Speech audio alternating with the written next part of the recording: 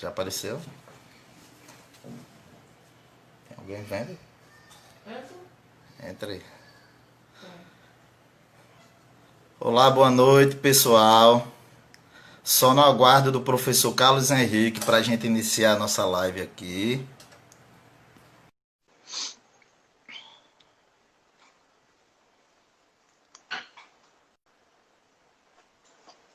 Fala, Carlos, tudo bem, cara?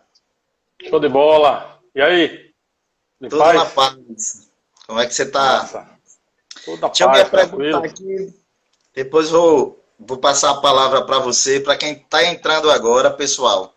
Eu sou Madson Rodrigues, sou professor de Geografia da rede privada de Natal.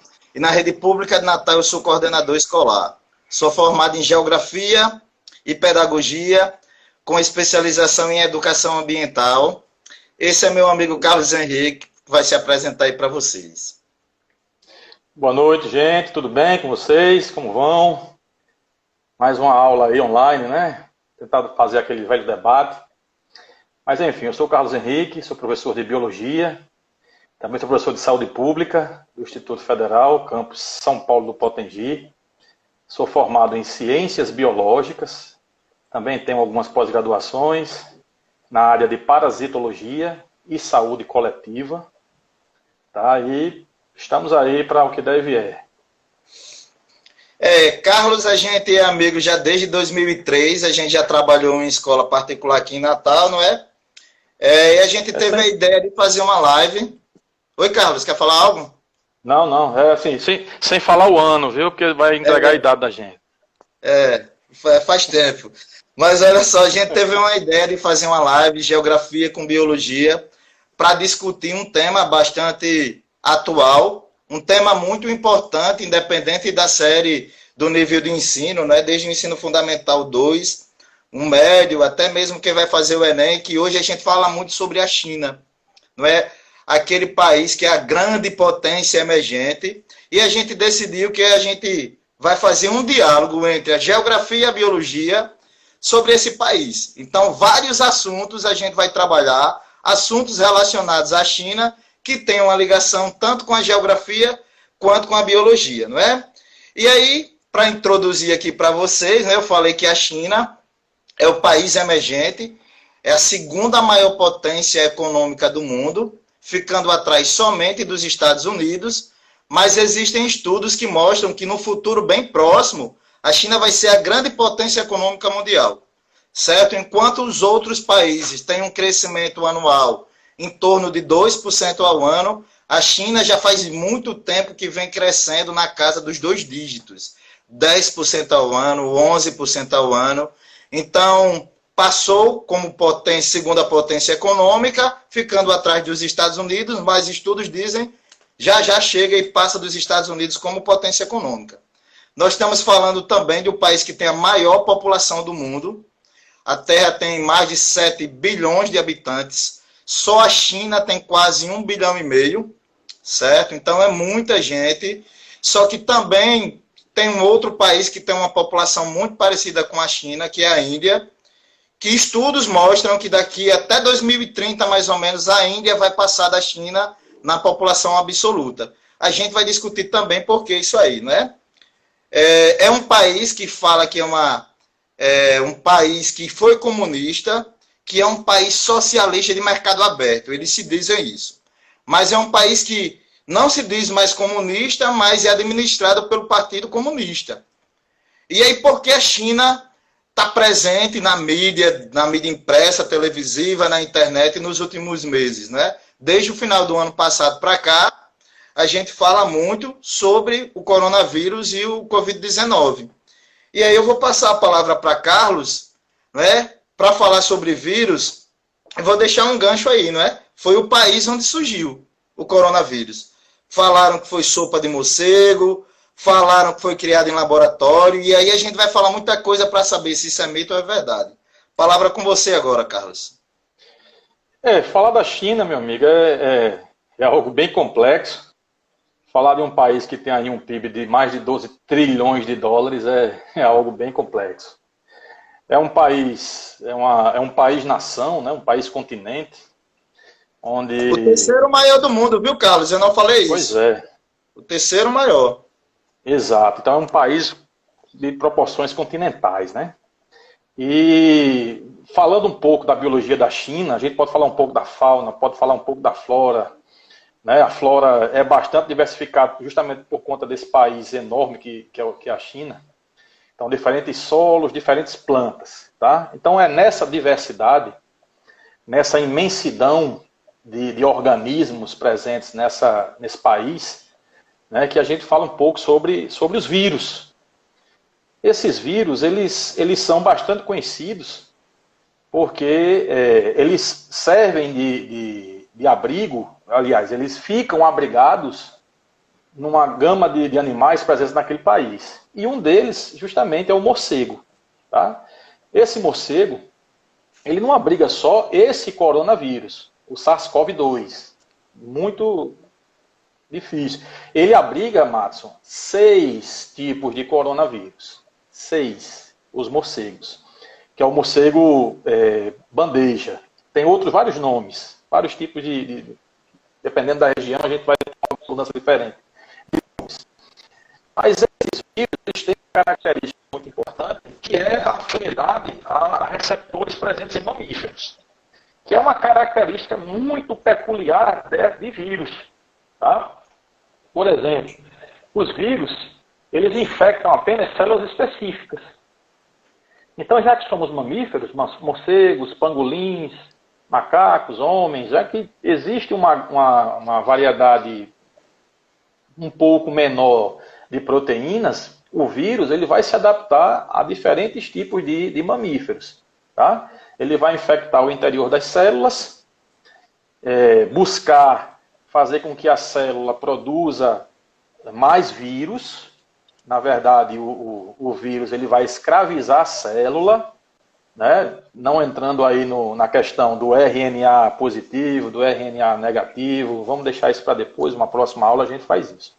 Então, o vírus, a sua dinâmica parasitológica, ela é bastante diversificada, tá? Visto que é um organismo muito simples, feito basicamente de proteína e ácidos nucleicos, tá? DNA ou RNA. Esse coronavírus agora, ele é de RNA, tá? De fita simples, é um RNA de fita simples, uma fita só, né? Tá? Sem metabolismo, claro, já que ele não tem as organelas necessárias para o funcionamento desse tipo de parasita. Tá? E uma coisa importante é que são parasitas intracelulares obrigatórios. Então, essa questão eu vou falar um pouco mais lá na frente, para a gente fazer aquela dinâmica entre biologia e geografia. Certo. Ok? Carlos, você falou algo muito importante para a geografia que eu não tinha falado, não é? A China é um país de dimensões continentais. Ele é o terceiro maior país do mundo, ficando atrás somente da Rússia e do Canadá. E geralmente, quando a gente fala na China, a gente generaliza. Não é? Em um país com a dimensão da China, a gente não pode generalizar. Eu costumo dizer que a diversidade é tão grande nos aspectos físicos. Por exemplo, existem lugares na China que tem neve. Existem lugares na China que são desertos. Existem lugares na China que tem vazios demográficos. Mas a maior parte da China a gente tem o quê? Uma superpopulação. A gente tem, ao mesmo tempo, áreas rurais tradicionais, simples, e no mesmo país a gente tem grandes cidades. E o que é que acontece? As pessoas, geralmente, quando falam na China, generalizam. Acontece muito aqui com o Brasil. Eu posso dizer, por exemplo, que a cultura da região norte do Brasil é parecida com a cultura da região sul do Brasil? Não. Existem traços na cultura da região norte do Brasil que ninguém pode generalizar, dizer que é a cultura do brasileiro. Por exemplo, eu estava conversando com os meus alunos, em 2013 eu tive a oportunidade de ir para a Amazônia pela primeira vez, e a gente visitando Santarém, que é a segunda principal cidade do Pará, a gente ficou sabendo que lá perto de Santarém tem uma tribo que come cupim e piolho. Piolho de gente mesmo. Tira da cabeça e bota na boca. Então imagina só, o que é que acontece? Uma pessoa vê isso aqui no Brasil, ou vê uma reportagem sobre isso, sobre uma tribo do Brasil que come cupim e piolho e passa para o mundo como se fosse uma verdade absoluta do brasileiro. E é justamente essa questão aí do morcego da China, né? Aí a gente vai discutir um pouquinho lá na frente. Estão perguntando da camisa. A camisa eu não mandei produzir, viu, gente? Foi presente de alguns alunos que estão aqui, que no ano passado fizeram um seminário sobre a China e me presentearam com essa camisa. Então, a maneira de homenagear meus alunos foi vestir a camisa, né, sobre a China. Então, não mandei produzir. Pessoal que está hoje no primeiro B, né? Mas só voltando, a gente fica naquela ideia. Lá na China eles comem morcego mesmo? Barata? Escorpião? Sopa de cobra? Depende. Num geral, se você for visitar uma cidade chinesa hoje, Carlos, você não vai ver isso para ser comercializado. Ninguém lá janta barata, ninguém lá almoça morcego. Mas só que teve uma questão muito interessante. Eu estou falando do país mais populoso do mundo. E nas décadas de 60 e 70, morreram aproximadamente 20 milhões de pessoas de fome. Então, o que era que acontecia naquele país? Muita gente. Na década de 60, a China já passava de 1 bilhão de habitantes. Pô, o Brasil tem pouco mais de 200 milhões. Lá na década de 60 já tinha mais de 1 bi. A agricultura, o governo incentivou a população migrar para as cidades com o objetivo de industrializar o país, mas em compensação, a base da economia chinesa vinha de batata, de arroz e de trigo. O macarrão surgiu lá. Tem muita gente que acha que o macarrão é italiano, né? No norte da China, eles comem muito macarrão, eles produzem trigo, e no sul da China, muito arroz. Só que teve uma fome extrema. 20 milhões de pessoas morreram de fome na China. 20 milhões. É quase 10% da população do Brasil. E aí, na década de 70, o próprio governo incentivou que as pessoas se alimentassem de alguns animais exóticos, animais silvestres. Não é que pra gente comer gafanhoto. Primeiro, nem todo mundo na China já comeu gafanhoto. A gente está falando de uma fome das décadas de 60, 70. Algumas regiões essa fome era mais intensa, então a população tem hábitos mais peculiares. Nas grandes cidades, nem tanto. Eu queria que você falasse um pouquinho aí sobre essa alimentação exótica em relação a proteína, gordura, vitamina. Pronto, essa questão do consumo de diferentes tipos de animais, né, a alimentação, a gastronomia exótica, né, ela é distribuída no mundo inteiro. Né? Aqui nós temos comidas exóticas. Aqui comemos tanajura. Né? O sertão do Nordeste. Piolho, né? Comemos buchada, panelada, alimentos altamente exóticos para outros povos aqui no país. Né? E lá na China, um detalhe interessante, Matson, é que há essa variedade de nutrientes dependendo muito do local onde a cidade está. Por exemplo, nas cidades ao sul, onde há uma variedade muito grande de fauna, da flora, o consumo desse tipo de comida é muito reduzido. É muito vegetal, por exemplo. Nas regiões ao norte, ao frio, quanto mais ao frio, eles vão se alimentando de nutrientes relacionados à proteção do corpo ao frio. Então, eles precisam consumir alimentos ricos em gordura, tá? Muita gordura, o que não é o caso do morcego. O morcego ele não tem gordura, ele é feito basicamente de proteínas, a gordura dele é muito pouca. E como você bem disse, são áreas pontuais. Tá? Eu tenho colegas chineses que me relataram, quando eu perguntei se eles comiam morcego, barata, ele perguntou, estava doido. Eu disse, é muito melhor o McDonald's. Eu disse, pois é, melhor mesmo. Então eles acham isso um absurdo. Né? Falar que eles comem barata, né? Enfim. Mas essas necessidades nutricionais, elas são buscadas justamente para repor um nutriente que é perdido justamente na força de trabalho. Você tem, por exemplo, alimentos ricos em proteínas, que servem para repor atividades da pele, dos ossos, dos cabelos, dos pelos como um todo, do sistema de defesa, por exemplo, atividade proteica. Você tem os alimentos gordurosos, que têm a função de proteger do frio, de produzir hormônios, por exemplo. Tá? Enfim, uma gama de funções. Podemos também falar sobre carboidratos, a função energética, tá? A questão da folha do bambu. Tá? O bambu se descobriu recentemente que a folha é muito rica em proteínas. Tá? Por isso que deve ser por isso que o panda é daquela largura, né? Eu adoro comer folha de bambu. Tá? Não vamos falar em largura não, viu? Não vamos falar em largura não. Eu ainda estou quase saindo da tela aqui, mas estou chegando lá. Mas enfim, Matos, então esse consumo exagerado ou não de nutrientes, ele vai refletir num papel que a população do local exerce. Tá? No caso da China, você tem o consumo desses produtos, tá? Justamente como você falou, a questão da fome. Tá? Em outros países, você vai ter também uma alimentação totalmente diversificada, com peixes, moluscos. Tá? Na China também tem a questão dos frutos do mar, que é muito enraizada em algumas culturas por lá.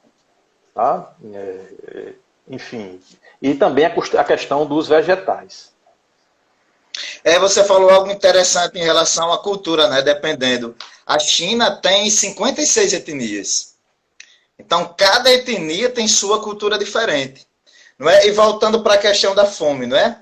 Então, eu tinha um país com mais de 1 bilhão de habitantes, onde o governo incentivou que a população, que era predominantemente rural, fizesse o êxodo rural, que essa população migrasse para as cidades, para o processo de industrialização. O que foi que aconteceu? Faltou mão de obra no campo. Faltou mão de obra no campo, o que é que aconteceu? Diminuiu a produção de alimentos. Diminuindo a produção de alimentos, fome. Então, Mao Tse-tung, que foi o governante da China de 49 até 76, ele é responsável pela morte, como eu falei para vocês, de aproximadamente 20 milhões de pessoas. E vale lembrar, Carlos, que a comida era distribuída pelo governo, não é? Ele criou a Revolução Comunista, então tudo que era privado deixou de ser privado, passou a pertencer ao governo. Então, se eu tinha uma fazenda que plantava, por exemplo, batata, a partir de um determinado momento aquela fazenda não era minha, aquela batata eu ia continuar plantando, mas eu não poderia consumir aquela batata. Então tinha uma fiscalização muito grande para que a população não consumisse aquilo que era do governo. Então, geralmente davam um cartãozinho e você recebia esse cartão para que no final do mês você recebesse a quantidade de alimento suficiente. Problema maior aí. Idosos e pessoas com algumas doenças recebiam menos alimentos ainda. E aí existem alguns estudiosos que afirmam o seguinte, que essa era uma estratégia do governo. Por que dar menos alimentos para o idoso e para quem é doente? Porque o governo precisava de mão de obra para produzir. Você está insinuando que o governo queria que os idosos e os doentes morressem. Existem alguns estudiosos que afirmam isso. Eles precisavam dessa mão de obra. Certo? Quer falar alguma coisa mais sobre isso ou a gente pode ir para o outro tema, Carlos? Não, essa questão dos idosos, uma outra questão em cima disso que você levantou, é que os idosos, eles também necessitam de cuidados diferentes. Né? No caso do governo não priorizar idoso, quer dizer também que ele vai deixar de priorizar políticas públicas de saúde que são específicas para o idoso. Então, se um governo ele reduz a quantidade de pessoas idosas, necessariamente, claro que isso é uma algo impensado, né? Impensável, isso, mas em governos dessa natureza, a gente espera muita coisa. Mas enfim, mas é basicamente isso também. O governo achou uma solução para resolver esse problema da fome, certo? Mao Tse Tung, como eu já disse, né, a fome chegou em 58 e se alastrou pela década de 60. Era muita gente, produção de alimento de menos, o pessoal morrendo de fome, e o governo achou uma solução, né? Que foi incentivar a política do filho único. De início era só uma campanha. De início o governo dizia assim, porque lá era comum também, como aqui no Brasil era comum na década de 60, as mulheres com 6, 7, 8 filhos. Minha avó, por exemplo, teve 11. E olha que ela trabalhava na época. Imagine aquela que ficava só em casa, né? Naquela época, a função social da mulher era cuidar da casa e dos filhos, e a função social do homem era levar a riqueza para dentro de casa. Então, a mulher, como ficava em casa, ela cuidava mais dos filhos, então tinha um número maior de filhos. E lá ele começou a incentivar, a dizer para a população, com cartazes, algo mais ou menos assim, ó, família perfeita é aquela que tem um homem, uma mulher e uma criança, certo? De início, isso, como eu falei, era uma campanha, era para incentivar o filho único. Depois isso virou uma lei, Carlos. Uma lei que proibia o casal ter mais de um filho. E aí gerou um infanticídio feminino, que eu explico já já, gerou um número elevado de abortos. E por quê?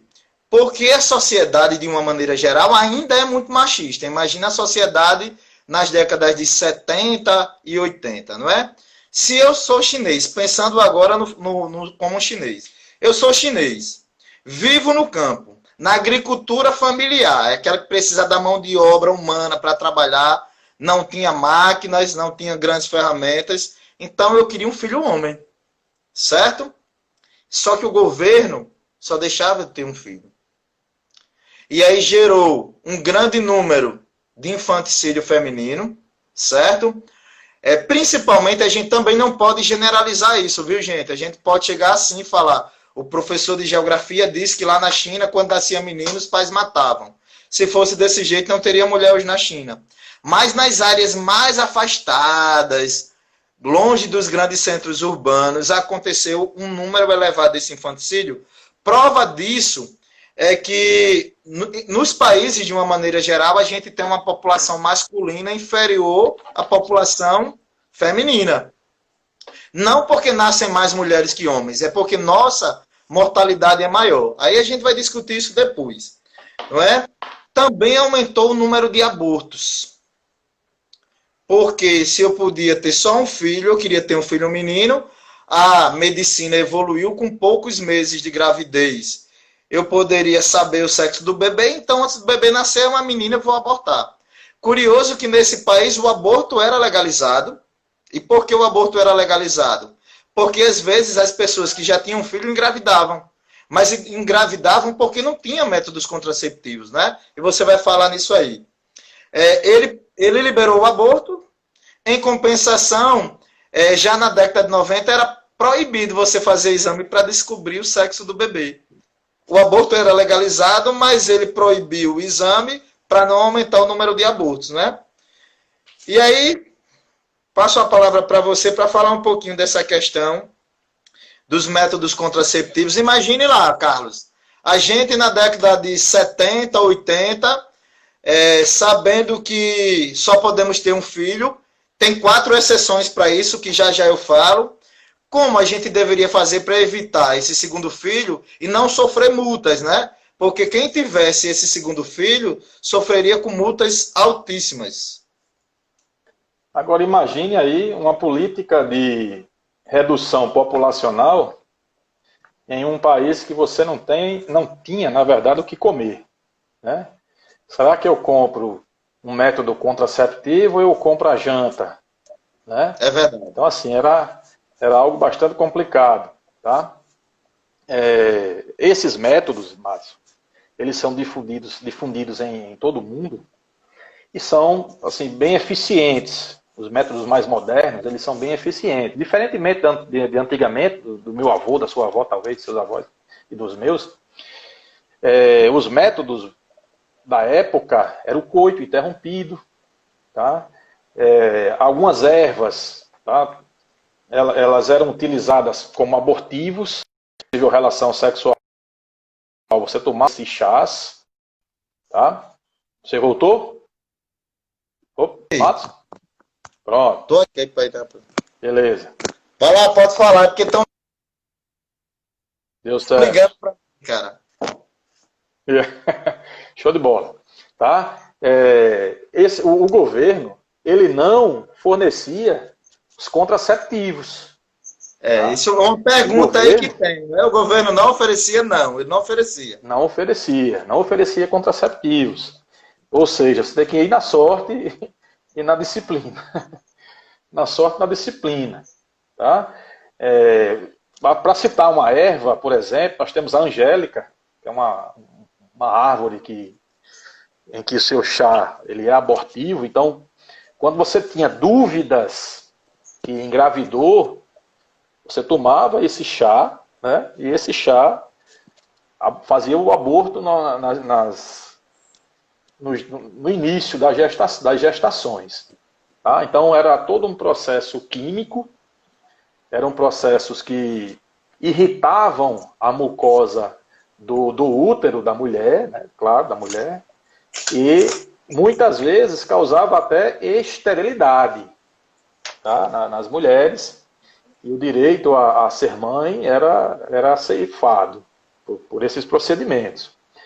Quando essas gestações elas alcançavam períodos mais longos, o aborto, né, ele era feito também com essa erva, né, com essa raspa do caule, tá?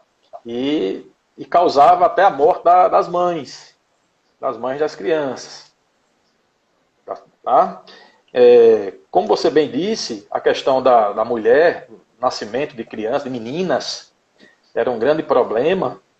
Inclusive, tem estudos que relatam o aparecimento de anomalias próprias de meninos, já que muitos apareciam com essa anomalia por conta desses infanticídios femininos.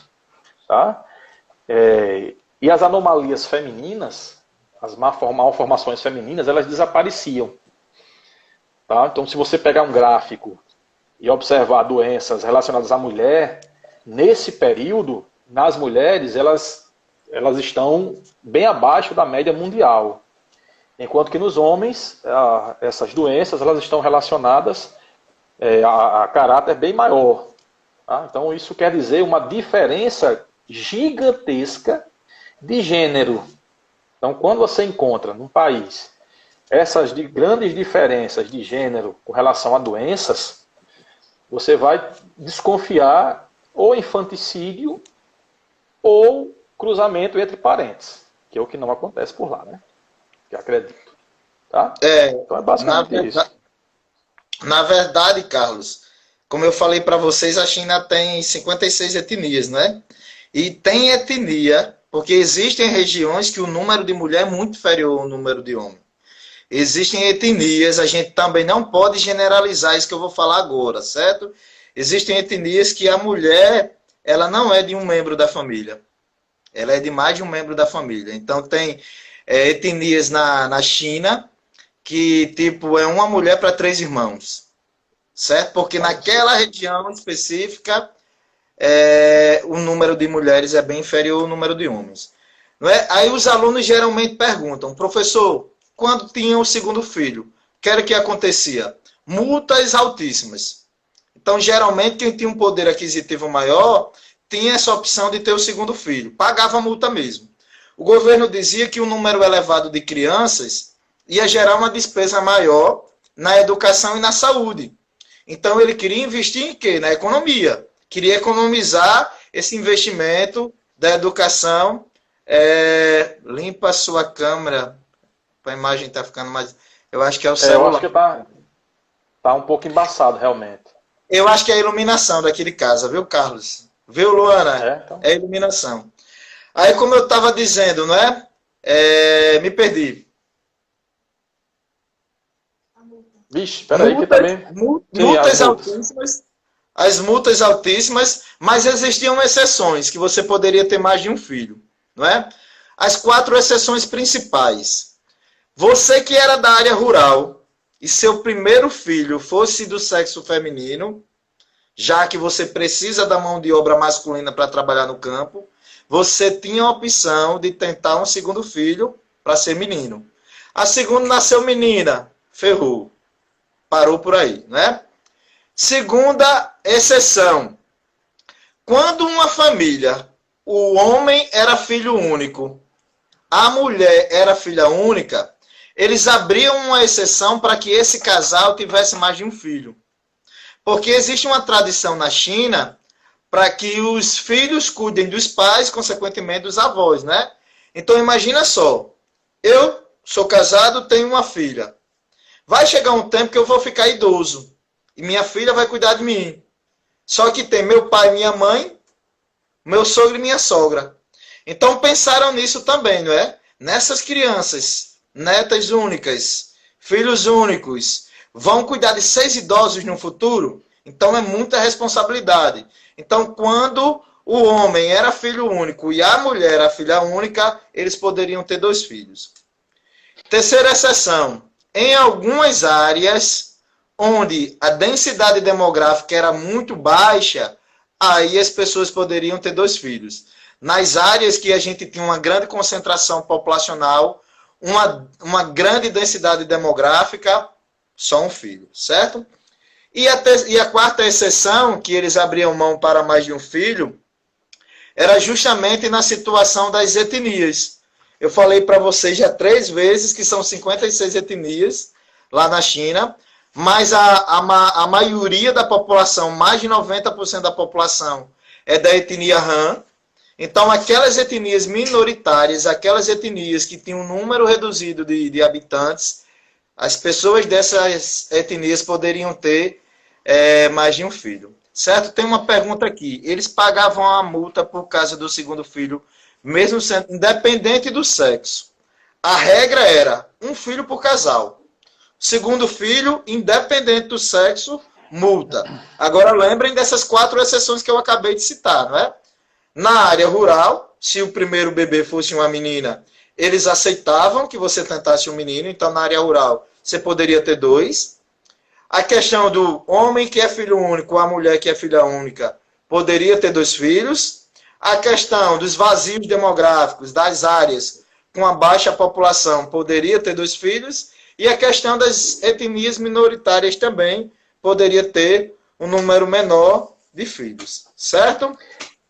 Passo, agora, assim, pegando um gancho do que você disse, até para você continuar seu raciocínio. Essa diminuição de jovens, porque você impedindo o nascimento de crianças, a pirâmide etária ela vai diminuindo e vai aumentando a parte dos idosos, não é? Então isso também gera um grande problema, não é isso? Como é que poderia ser essa questão da geografia? Essa é uma preocupação atual do governo chinês. Alguém perguntou aí, filhos gêmeos também entrava na exceção, porque filhos gêmeos não era você que decidia ter o segundo filho. Então, gêmeos também eles aceitavam como exceção. Carlos, é um problema da China no futuro, certo? Porque eu tenho o quê? Uma grande redução da natalidade, porque essa política do filho único, gente, ela começou como campanha na década de 70. Como lei, ela começou na década de 80. E sabe quando acabou? Agora em 2015. Então, até 2014, essa lei do filho único ainda existia. É tanto que hoje na China, a gente encontra, aqui no Brasil não é comum a gente encontrar mulheres com mais de 50 anos, com mais de 40 anos, com quase 50 anos, grávidas. Geralmente as mulheres querem ter os filhos antes dos 40. Mas lá na China não. É muito comum você encontrar nas ruas mulheres com quase 50 anos grávidas. E por que isso? Porque a liberação do segundo filho nas grandes cidades aconteceu agora em 2015. Então, gente que tinha só um filho, agora está pensando em ter o segundo. E aí, qual é o grande problema, Carlos? Um país que vai ter, num futuro bem próximo, uma grande quantidade de idosos. A gente sabe que a expectativa de vida do mundo, de uma maneira geral, vem aumentando, principalmente devido ao avanço da medicina. Se antigamente algumas doenças matavam com facilidade, hoje doenças que são tratáveis, como a tuberculose, antigamente você descobria que estava com tuberculose, já podia ir atrás do atestado de óbito, né? Que já tinha uma sentença de morte. Hoje não, você tem um tratamento, até a cantora Simária, da dupla Simone e Simária, teve tuberculose e está aí, boazinha. Outras doenças que não têm cura, mas tem tratamento, que você pode viver 10, 20, 30 anos com essas doenças. Então a expectativa de vida está aumentando. A qualidade de vida na China também está melhorando. Então cada vez mais eu tenho um maior número de idosos. E qual é o grande problema disso aí, gente? Vai chegar um tempo que eu vou ter idosos demais, como teve a política do filho único, vai faltar mão de obra para trabalhar. Eu tenho uma redução da PEA. Professor, o que é PEA? População economicamente ativa. Eu tenho uma redução dessa PEA e no futuro eu tenho muita gente recebendo por quê? Porque eu tenho um número grande de idosos que têm direito à aposentadoria e pouca gente produzindo. Já existem países que estão fazendo o contrário do que a China fez. Enquanto a China, durante muito tempo, limitava o número de filhos, existem países, principalmente os países da Europa, que já vem desde o início dos anos 2000, incentivando o aumento da natalidade. Na Europa não é comum casais com mais de 2 filhos. Mas não foi uma regra que o governo criou. Vem de uma série de fatores, do alto custo de vida, da entrada da mulher no mercado de trabalho, como eu falei para vocês. Antigamente a função social da mulher era cuidar dos filhos, então se eu faço só cuidar dos filhos, dá para ter 10 filhos. Imagina uma mulher que sai de casa de 6 horas da manhã e chega às 18 horas, porque vale lembrar que a mulher ainda continua com essa função social. Mesmo ela entrando no mercado de trabalho, né, que antes o homem que deveria trabalhar levar dinheiro para dentro de casa. Agora trabalha fora o homem e a mulher. Mas mesmo ela trabalhando fora, ela estando no mercado de trabalho, ela trabalhando fora de casa, ela também tem essa responsabilidade social. Então imagina uma mulher que sai de casa de 6 horas da manhã, chega às 18 horas e tem 5 filhos. Mesmo com uma babá, mas ela vai ter uma série de problemas para resolver. Então, nos países da Europa, a redução da natalidade foi devido a isso. O uso de métodos contraceptivos, a entrada da mulher no mercado de trabalho, o casamento tardio, gente. Por quê? Porque na época da minha bisavó, 13, 14, 15 anos, já estava para casar. Chegou aos 16, 17, 18, não casou, vai ficar para titia. Vai ficar no caritó. Era a expressão que usavam, não é? Hoje não. Hoje as mulheres de países desenvolvidos têm uma outra mentalidade. As mulheres pensam em não depender do marido. Pensam em estudar, entrar numa boa universidade, arrumar um bom emprego, ter uma estabilidade financeira e só aí vai pensar em casar. Então as mulheres na Europa, quando casam, casam perto dos 40 anos. Então imagina quem casou com 13, quem casou com 40. Quem é que tem a probabilidade maior de ter um número grande de filhos? Ah, professor, mas não precisa casar para ter filho. Certo, mas o natural, o comum, não o natural, mas o comum é filho depois do casamento. Então, o casamento tardio, como hoje as mulheres casam mais tarde, também é um fator responsável pela redução da natalidade, certo? E o aborto legalizado em alguns países também. Em alguns países o aborto é legalizado, então isso é responsável pela redução da natalidade. Esse problema que você falou aí, que a China vai sofrer ainda, já está acontecendo em alguns países da Europa. França, Itália, os países como Suécia, estão precisando de mão de obra para produzir. Porque a qualidade de vida é boa, então a expectativa de vida é muito alta, eu tenho um número grande de idosos, mas eu tenho uma baixa população para produzir, para gerar riqueza. E aí eles têm duas maneiras de resolver esse problema, certo? Uma a curto prazo, outra a longo prazo. A curto prazo, como é que eu resolvo o problema da mão de obra? Abrindo as portas para a imigração, que não querem, porque eles acham que os imigrantes são responsáveis pelo aumento do desemprego, da prostituição, da violência, tem toda aquela questão de xenofobia em alguns países da América do Norte e da Europa, certo? A longo prazo, como resolver esse problema da falta de mão de obra? Incentivando a natalidade. Então, até 2015, vamos supor, a gente tinha no mundo países como os países da Europa que incentivavam a natalidade e a China que proibia o segundo filho. Tem uma irmã... Oi, Cainara, tudo bom? Saudade, hein? Tem uma irmã de um amigo meu que ela foi morar na Suécia, né? E ela teve um bebê lá. Cara, tem países aí que a licença maternidade chega a ser 11 meses. Aí você tem 11 meses de licença maternidade mais um mês de férias. Ou seja, 1 ano sem trabalhar. E por que o governo faz isso? É um incentivo para que a mulher tenha filhos, tenha mais filhos. Existem países como a França que fazem publicidade que a família perfeita é aquela que tem o casal, independente de ser homem ou mulher, ou homem-homem, ou mulher e mulher, mas o casal e vários filhos. Publicidade, você abrir a revista e tem lá a família perfeita. Não é? Enquanto isso lá na China, só um filho. Então o problema que já está aparecendo na Europa, a China já está começando a se preocupar. Por isso que em 2015 liberou esse segundo filho. Certo? Sim. Fala aí, Carlos. Não, só um abraço aí para Nathalie, Gisele de Elienay. Estamos aí. Pegando um pouquinho um gancho aí nesse assunto, né? Você falou dos problemas de idosos na população. Na biologia também tem problemas com a população idosa, já que o idoso ele tem uma baixa significativa no seu sistema imune, tá? Já é fisiológico, tá? Ele, por exemplo, isso é pesquisa recente, de que o idoso ele não tem tanta capacidade de produzir uma proteína chamada de interferon.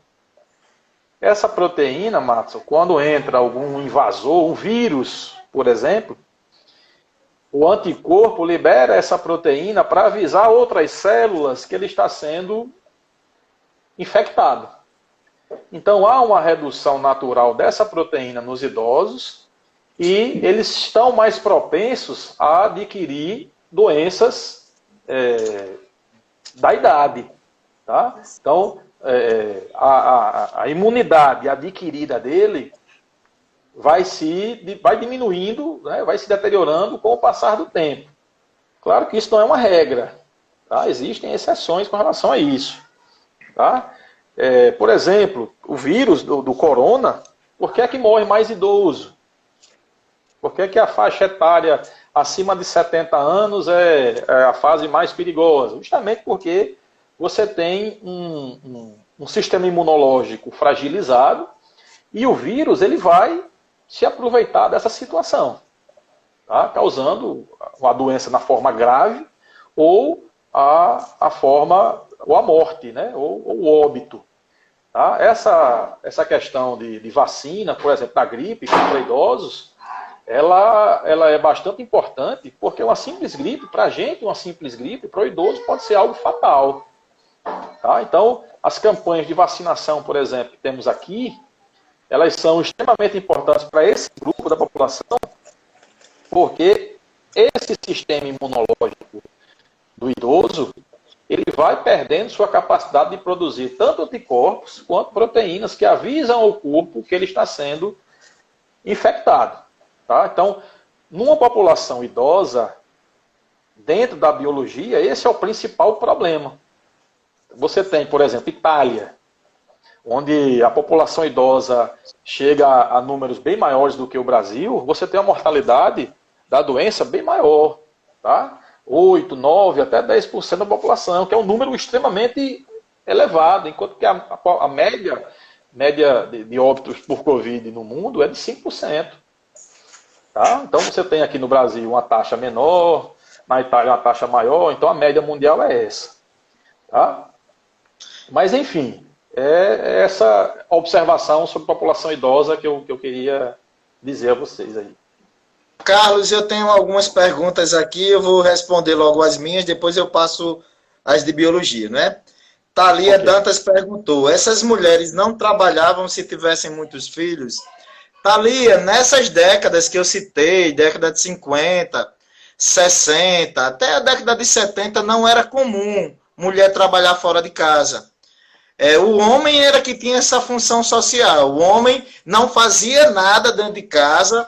Então, um homem lavar roupa, cozinhar, fazer faxina, era como se fosse o maior absurdo do mundo. Porque essa era a função social da mulher, cuidar da casa e dos filhos. E o homem tinha a função de trabalhar fora e levar a riqueza para casa. Então, nessa época, a mulher não trabalhava. A mulher vai entrar no mercado de trabalho, dependendo do país, aí final da década de 70, década de 80, nos países desenvolvidos mais cedo, né? Então, geralmente, mulheres com número elevado de filhos não trabalhavam. Marco Aurélio ele fez a seguinte pergunta, que eu falei que o macarrão, apesar de ser uma comida famosa na Itália, o macarrão foi criado na China, né? Aí Marco perguntou, a cerveja também é uma invenção chinesa? Marco, como eu não gosto de cerveja, eu não sei responder, certo? Então, eu não me apropriei nesse assunto. Vai ficar para depois. Aí tem aqui um aluno perguntando se eu estou defendendo o aborto. Não. Eu não vou expressar minha opinião aqui. Eu apenas disse que na China o aborto, e em alguns países da Europa também, o aborto é legalizado. Eu tenho minha opinião formada sobre isso, mas não é o momento de falar. Certo? Aí tem para biologia aí. Antônio Patriota, ele perguntou, cachorro pode pegar Covid-19 transmitir? Tem uma amiga minha que essa semana ela disse, estou muito triste porque meu gato morreu de coronavírus. Aí eu fiquei curioso. Na hora a reação que eu tive foi, vixe, mas aí cabe a biologia para responder isso aí, viu? Não, olha, o SARS-CoV é realmente uma zoonose. Tá? Ele é uma zoonose, porque ele veio de outros animais, tá? E foi passando de hospedeiro para hospedeiro e chegou até nós. Aquela história da sopa do morcego é mais uma fake news, né? Porque o morcego ele não passou diretamente para nós. Tá? Então ele passou para um outro hospedeiro, um hospedeiro intermediário, e esse hospedeiro intermediário passou para nós. Tá? O coronavírus do cachorro, ele ainda não passa para nós, não. Tá? Mas não tem essa possibilidade. Inclusive, procurei essa pergunta, já dei uma buscada e não há comprovação de que esse SARS-CoV passe a doença para nós. Tá? Pode ficar tranquilo com o seu cachorrinho e não tem problema. Viu, Antônio? Você pode brincar com seu uau aí, que ele não vai lhe passar Covid-19 não, viu? Vai Antônio não. Patriota. Carlos, você falou em morcego e os chineses estão com ódio dessa história de sopa de morcego. Né? Isso é uma fake news, como você falou. Uma blogueira muito famosa lá na China, esse pessoal que vive de tirar foto no Instagram, de ir para restaurante, de ir para lugares exóticos, ela foi para uma comunidade que dizem que não era nem na China, e lá nessa comunidade tinha um grupo de habitantes que tinham o hábito de tomar sopa de morcego, e ela, como era blogueira, né, em 2016, ela tirou essa foto, postou no Instagram, tomando essa sopa com morcego lá aberto, né? E aí virou essa fake news no mundo afora. dizendo que a Covid-19, o coronavírus, surgiu devido a essa sopa de morcego. E aí a gente tem uma série de xenofobia em relação a isso. Para quem não sabe, gente, xenofobia é uma aversão, é uma rejeição, é um ódio mesmo que se tem a outras culturas, a outras nacionalidades. E aí só o que tem no mundo afora é gente dizendo que a Covid-19 é culpa dos cebosos. Teve um aluno que me disse isso. Dos cebosos, dos chineses que comem sopa de morcego, né? Essa menina está passando uma perseguição muito grande lá na China, porque eles estão revoltados, criticaram a postagem dessa foto, e mesmo assim, eu já falei para vocês, existem áreas da China que os hábitos alimentares são peculiares, mas a gente não pode generalizar para todo o país, certo? Tem uma questão também, Carlos, que aqui tem até a pergunta da professora Kainara. A professora Kainara é de Geografia, fez a graduação comigo. Ela fala assim, depois fala algo da guerra comercial entre a China e os Estados Unidos. Aí eu passo uma bomba para você. Tem uma história aí que esse vírus ele foi criado em um laboratório, que era justamente para... A China ia se preparar, ia ser o primeiro país a ser atingido, mas estava todo preparado. Enquanto a China ia se reerguer, o mundo estaria num caos. Não é? Já que a gente está falando aqui das duas maiores potências do mundo, Estados Unidos e China. E como eu disse, estudos provam que num futuro bem próximo, a China vai passar dos Estados Unidos como potência econômica. Lembrem, eu estou falando de potência econômica, porque quando eu falo nos Estados Unidos, eu falo na potência econômica, na potência militar, na potência política e na potência cultural. A China vai passar dos Estados Unidos como potência econômica. Mas e aí, os caras criarem um laboratório mesmo para detonar a galera do topete amarelo lá? Bom, essa teoria da conspiração, né, é bastante difundida, mesmo depois de um pesquisador francês chamado Montagnier, Luc Montagnier. Ele é prêmio Nobel, né, de medicina, estudou a AIDS, então ele chegou a cogitar que era um vírus fabricado em laboratório na cidade de Wuhan. Né? E realmente tem um laboratório de vírus na cidade de Wuhan. Tá? Ah, mas é coincidência. Coincidência. Os Estados Unidos tem 6. 6 laboratórios de biossegurança classe 4, que é a mais alta que tem. Então lá tem 1, na cidade de Wuhan. E ele cogitou que esse vírus era a partir da inserção até do vírus da AIDS. O cara é prêmio Nobel. Tá? Extensão. E soltou essa fake news aí, né? Sabemos que é possível você juntar vírus, tá? Tanto é que vacinas podem ser produzidas com essa tecnologia. Você inserir um vírus no outro, um vírus menos patogênico com uma parte do vírus que você quer imunizar. É possível. Só que muitos estudos, inclusive dos Estados Unidos, inclusive, já afirmaram que isso não é o caso do coronavírus, do SARS-CoV-2.